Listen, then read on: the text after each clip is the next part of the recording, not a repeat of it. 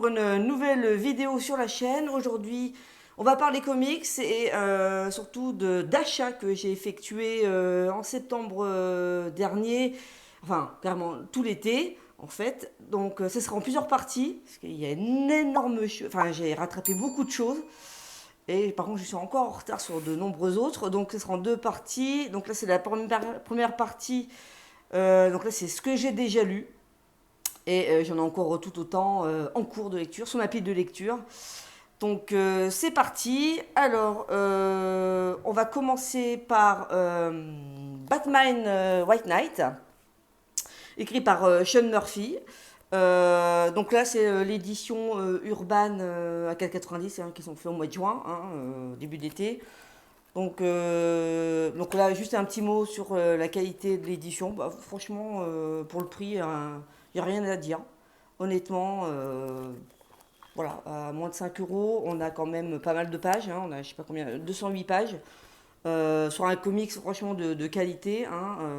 Franchement, il n'y a rien à dire. Donc le petit résumé, un petit pitch. Batman, en fait, a encore dépassé les bornes. Mis à bout par le Joker. Et donc là, cette fois, le Joker a décidé de contre-attaquer, mais légalement. En gros, il porte plainte contre la police de Gotham qui a laissé faire Batman durant toutes ces années. Et donc là, il décide, bah, stop, Batman est un danger public. Donc il décide de porter plainte à la fois contre Batman et contre la police de Gotham. Et il se soigne, le Joker se soigne. Et il devient gentil, entre guillemets, normal, entre guillemets. Donc, je sais plus le nom qu'il a. Attendez, je vais le retrouver. Je sais plus le nom qu'il a. Mais en gros, là, donc son nom civil. Tac, tac, tac. Bref, voilà. En gros, il devient un homme lambda, même. Voilà, un homme lambda, qui se lance dans la politique en plus. Voilà. Et du coup, Batman devient un paria. Donc, devient un paria. Regardez ces planches, c'est quand même beau. Devient un paria. Et le Joker est réhabilité. Enfin, son identité, son identité civile est réhabilitée. Donc, c'est du très très bon. Très très bon. Là, j'aime beaucoup avec Harley Quinn. Cette planche là, très très belle. Voilà. Donc j'aime beaucoup, donc franchement, donc là, je pense plus qu'on puisse les trouver. Oui, c'est super par contre. Je sais plus si on peut le trouver encore, peut-être sur marché d'occasion. Mais il est en édition classique, Urban. Batman White Knight, franchement, je vous le conseille. C'est du très très bon. Ensuite, donc à la même période, il y avait le Free Comic Books Day. Et donc là, du coup, j'ai pris le Curse of the White Knight. Donc c'est un peu la suite de Batman White Knight. Donc toujours par Sean Murphy. Donc non, j'ai bien hâte aussi de le lire celui-là quand ça sortira. Donc voilà, donc là c'était offert. Ensuite, on reste sur du DC. Donc là, du Batman. Donc là, je suis énormément en retard sur Batman Rebirth. Faut savoir que en fait avant je lisais beaucoup de kiosques parce que ça valait vachement le coup pour 6 euros. Il y avait plein de séries, enfin avec les kiosques à l'époque, les kiosques urbains, franchement ça valait trop le coup. Il y avait peut-être trois quatre séries à chaque fois, ça coûtait moins de 6 euros. Voilà, malheureusement, bon, bah, ils ont décidé d'arrêter. Du coup, je me suis portée sur le format librairie. Qui, bon, le prix ça va comparé à Marvel, à Panini, franchement il n'y a rien à dire. Urban, ils abusent pas sur les prix. Puis l'édition, franchement c'est très bon, en cartonné comme ça, c'est agréable à lire. Donc là du coup je me suis mis au format libéré et je rattrape petit à petit Batman Rebirth. Parce que là, il y a le numéro 12 qui est sorti il n'y a pas longtemps, il y a même la suite Joker War qui est sortie. Et là, j'en suis au tome. Donc là, c'est le tome. J'en suis au tome 6, voilà. J'en suis au tome 6, donc encore beaucoup de choses à lire. Donc voilà, donc Batman Rebirth, donc tome 5 en amour comme à la guerre. Voilà, c'est ça. Là, franchement, ce tome-là, je trouvais que ça traînait en longueur. Là, j'ai moins été fan, parce que bon, dans le tome d'avant, donc dans les numéros d'avant que j'avais lu en kiosque, il y a Batman qui raconte à Selina Kyle, donc à Catwoman, ce qui s'est passé pendant l'an zéro, et notamment la guerre entre le Joker et Enigma, donc la guerre des rires et des énigmes. Euh, Franchement, j'étais hypée de dingue sur ce numéro-là. Quand j'ai vu voilà, le Joker contre Enigma, franchement, je me suis dit, oh, c'est génial. Et franchement, la fin, décevant.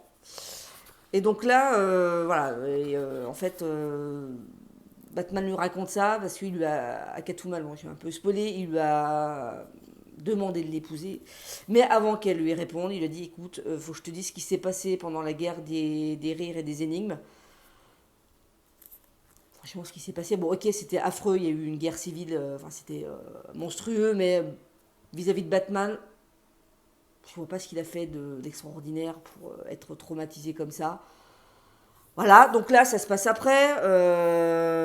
Donc, Catwoman lui a répondu, spoiler encore, elle lui a répondu oui.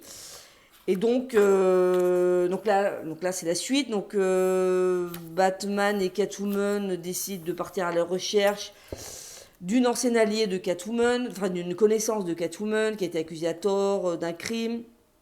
Et donc là, ils vont voir Talia al Ghul. Mais en fait, c'est long. Il se passe rien de spécial. Bon, par contre, c'est bien dessiné. Hein, voilà. C'est quand même bien dessiné. Bon, encore là, ce numéro, ça va. Par contre, le pire, c'est le numéro d'après. Où, voilà, le plein du super. Voilà. Ce numéro-là. Voilà, le couple Bruce Wayne, Selina Kyle et Clark et Lois Lane. Donc en gros, voilà, ils font une sortie en couple. Ils vont, enfin, bon, il y a quand même une affaire derrière, mais voilà, ils sortent en gros, on dirait qu'ils sortent en couple. Ils vont à une fête foraine et ça blablate. Voilà, moi mon copain il dit comme ça, moi mon copain il dit comme si, voilà. Oh, voilà. Ouais, voilà, je me suis un peu ennuyée, c'était un peu chiant, voilà. C'était pas vraiment du Batman, honnêtement, voilà. Je préfère quand c'est vraiment une affaire derrière, vraiment une enquête, ou des crimes à résoudre, là, forcément il se passe rien.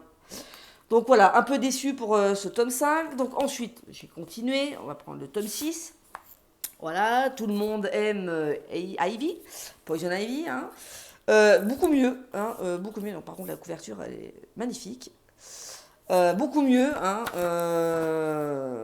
très très intéressant. Donc là, une partie avec donc la magnifique couverture. Voilà, une partie aussi avec Wonder Woman. Très très bien. Là, très très bien.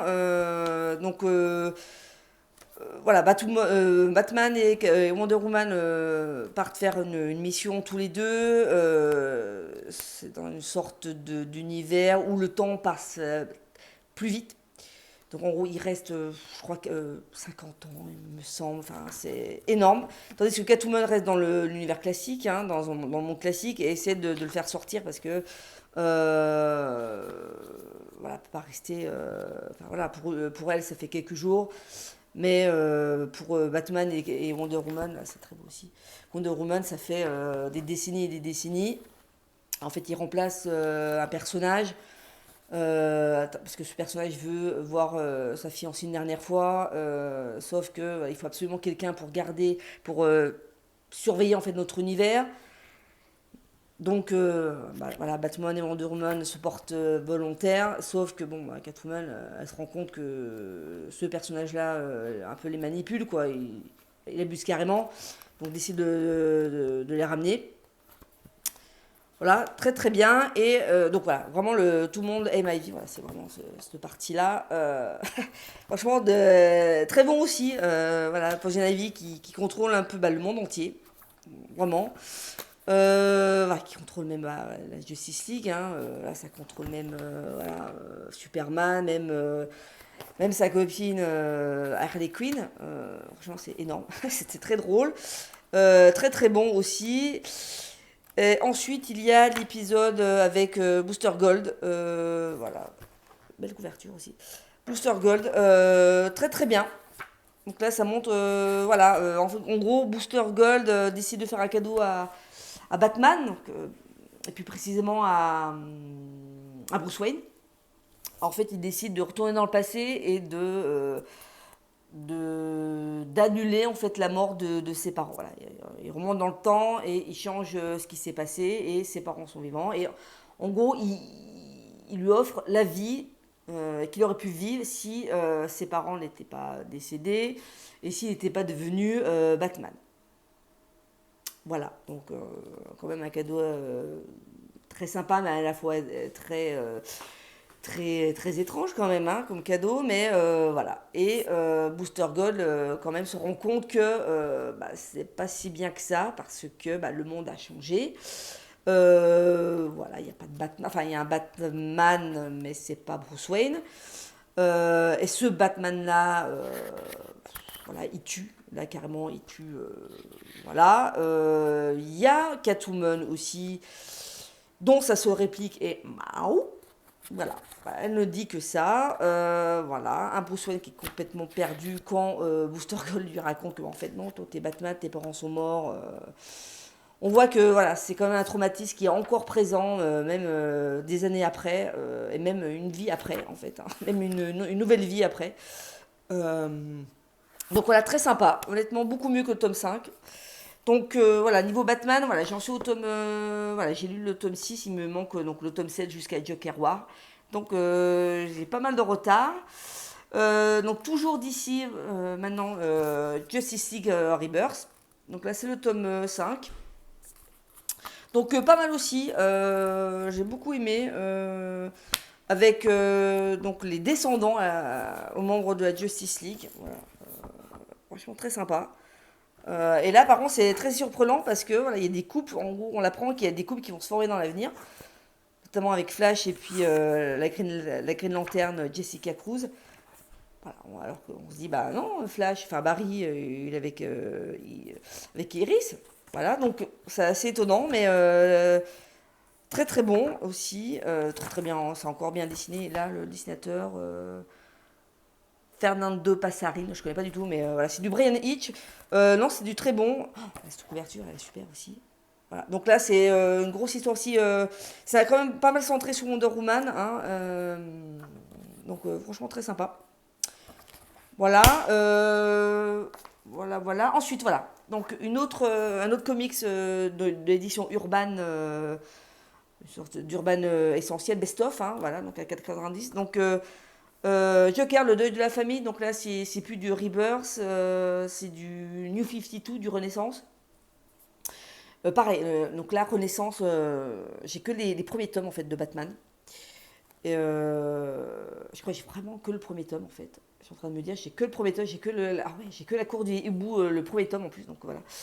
Donc pareil, j'ai pas trop lu en fait du Batman Renaissance. J'ai plus attaqué en fait avec Rebirth. Donc je me suis dit, voilà, encore une histoire sur le Joker à 4,90, bah, je vais le prendre. Alors là, c'est un Joker. Donc là, c'est écrit par, Scott Snyder, et pas Zach.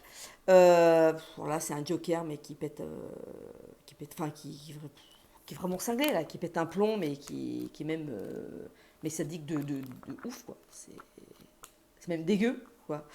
C'est même dégueu, c'est un Joker. Donc visiblement, hein, je me suis un peu renseignée avant de commencer. Voilà, apparemment, donc il s'est fait retirer son visage par le taxidermiste. Donc déjà là, on sent que c'est pas net. Voilà. Et là, il décide d'intervenir parce que bon, le Batman, c'est un peu ramolli en fait à cause de ses coéquipiers. Donc il dit bon ben, je vais. Donc voilà, petite couverture. Je vais. Oula. Je vais. Voilà, par contre, voilà, le problème avec ces éditions-là, là, ça commence à se déchirer, en fait. Voilà, je l'ai mis à plat, vous voyez, et ça commence à se déchirer, c'est super. Mais bon, 4,90 €, hein, faut pas non plus en demander. Donc voilà, le Joker décide d'intervenir, de sortir de sa tanière et décide de... Donc là, il a tué un par un, en fait, les hommes du commissariat de Gotham. Voilà, voilà. Et il n'a plus de visage. Donc en fait, il a quand même récupéré son visage. Et je vais vous montrer une page voilà, où on voit avec son visage. En fait, il le remet sur lui. C'est dégueulasse. Franchement, c'est dégueulasse. Là, c'était un tome où je me suis dit, oh putain, c'est du dégueu. Voilà. Voilà, par exemple. Voilà.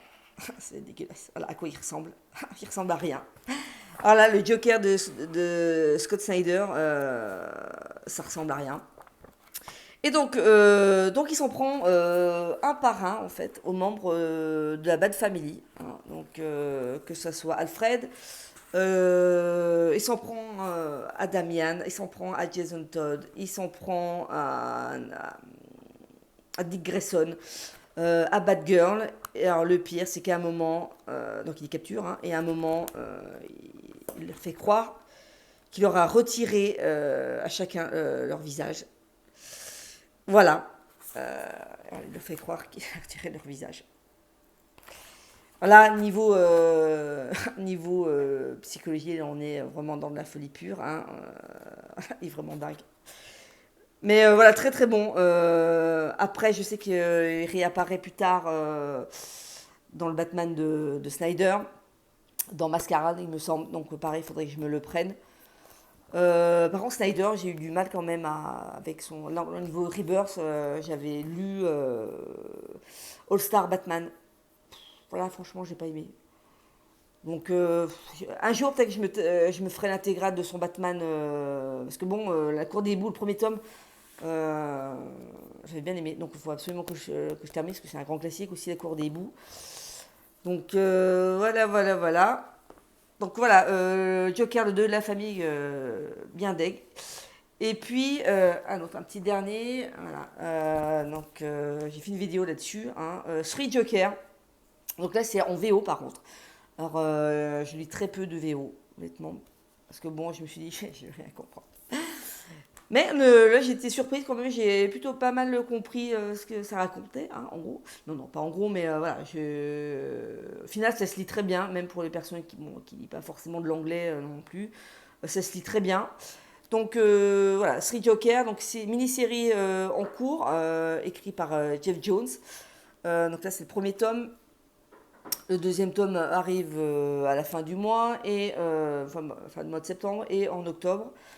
Là, j'ai pas voulu attendre la sortie française. Bon, je pense que Urban va le sortir très rapidement en début d'année, je pense. Mais là, je me suis dit, allez, je vais faire un petit effort. Pour le nombre de pages qu'il y a, je peux faire l'effort de lire en VO. Et franchement, j'ai adoré.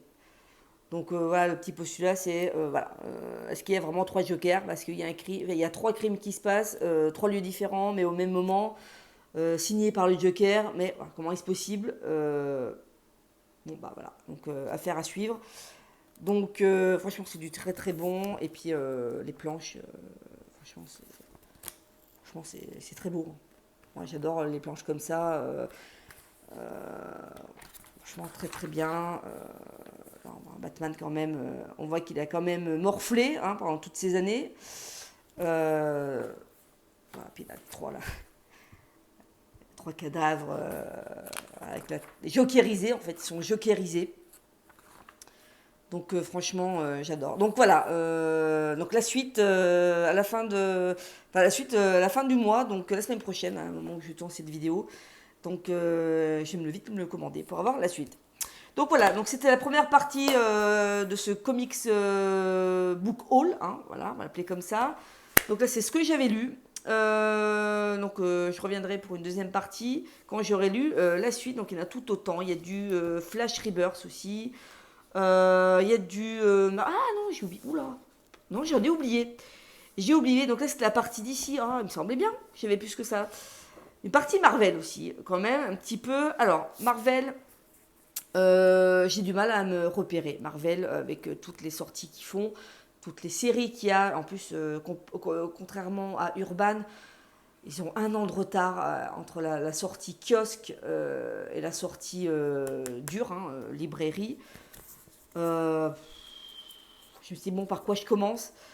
J'avais tenté hein, les Legacy, j'avais tenté la série d'après, il me semble. Enfin bon, là, j'ai complètement paumé au niveau des Marvel. Et là, je me suis dit, bon, ça avait l'air de cartonner. House of X et Power of Ten, les X-Men. Je me suis dit, allez, pourquoi pas. Euh, euh, je pense que je vais le relire parce que. Donc là, j'ai le tome 1 et j'ai pris le tome 2. Une fois que j'aurai les. C'est en 4 parties. Ouais, c'est en 4 parties. Une fois que j'aurai les 4 parties, je vais les relire d'une traite parce que c'est quand même. Faut se poser pour les lire. Hein. C'est digne de Nolan, hein, de Tenet un peu quand même. Euh, voilà, il y a des nombreux. Enfin, bon, il y a des références que j'ai pas. Euh, bon, après, Panini font quand même un petit résumé avant, mais pour ça, quand même, Urban, ils font les choses un peu mieux, je trouve. Ils résument vraiment bien. Là, c'est bon, il y a des petites points clés, il y a des petits points clés, mais je trouve que c'est pas suffisant. Donc voilà, faut se poser pour y lire. C'est assez intéressant, honnêtement. Après, j'aime pas mal les X-Men, hein. Parce que j'avais tenté les Avengers, mais c'est pareil. Non, j'ai moins adhéré. Avengers, bon, bah, tout ce qui est MCU, enfin, j'adore. Mais là, en comics Avengers, j'ai un peu du mal. Bon, puis les dessins sont quand même pas trop mal. Hein. Franchement, ils sont même très bons, hein, les dessins. Voilà, cette couverture. Voilà. Non, franchement, c'est très bien. Mais par contre, je pense que je vais le relire. Voilà, l'Apocalypse. Là, je vais le relire, hein, parce qu'il y a des allées et venues dans le temps. Voilà, on suit plusieurs personnages. Voilà, il y a beaucoup d'allées et venues. Donc, voilà. Je pense que je vais relire. Je vais le relire. Donc voilà, House of X. Donc là, j'ai les 2 premiers tomes. Donc je vais me prendre la suite. Hein, par contre, la couverture est très sympa. Donc là, c'est la régular, hein, parce qu'il y avait une variante avec la Tour Eiffel derrière. Mais bon, c'est pareil. Là, par contre, Panini, c'est un peu de l'abus. 8,90, il me semble bien. 8,90 pour centaines de pages. Il y a combien de pages? Je sais même pas il y a combien de pages, mais ils mettent même pas le nombre de pages. Euh, voilà. À l'époque, ça coûtait 5 euros, enfin 5-6 euros. Enfin, franchement, c'est abusé. Je pense qu'il faut mieux acheter les formats librairie, comme Urban. Il faut mieux acheter les formats librairie, largement moins cher, il me semble. Mais bon, il faudra attendre. En gros, ça sortira l'année prochaine. Voilà, le problème, c'est que ça sort un an après. Donc on a des kiosques, ça coûte une blinde. Si on veut l'histoire entière, bon bah faut attendre un an. Donc voilà, Panini, franchement, j'ai beaucoup de mal avec eux. Voilà, si on veut les kiosques, ça coûte une blinde, quoi. Voilà. C'est pour ça que je suis plus Urban aussi, enfin d'ici, quoi. Parce qu'au moins Urban, ils font les choses correctement. Bon, ils ont arrêté les kiosques, mais niveau histoire, ils suivent. Par rapport à la VO, sont pas trop à la traîne, ils sont largement pas à la traîne même. Il y a déjà le Joker War qui est sorti, qui est en cours encore aux États-Unis. Donc voilà, Panini, voilà, c'est compliqué. Donc puis qu'on arrive en librairie, enfin, en fait, faut demander à être conseillé parce que voilà, j'ai pris un Spider-Man aussi, mais parce que c'est un tome 1. Voilà, faut chercher les tomes 1 et puis faut s'y tenir, quoi. Voilà, faut suivre la série parce que si on attend ce qui se passe, enfin si on veut suivre ce qui se passe aux États-Unis, c'est pas possible. Il faut attendre. Là, ça a dû sortir, je sais pas quand aux États-Unis, mais voilà, c'est compliqué, Marvel. Donc voilà, mais j'essaie quand même d'en lire un petit peu. Donc voilà, c'était la première partie. La deuxième partie arrive bientôt. Donc voilà, donc merci de m'avoir regardé. À prochaine pour une prochaine vidéo. Salut.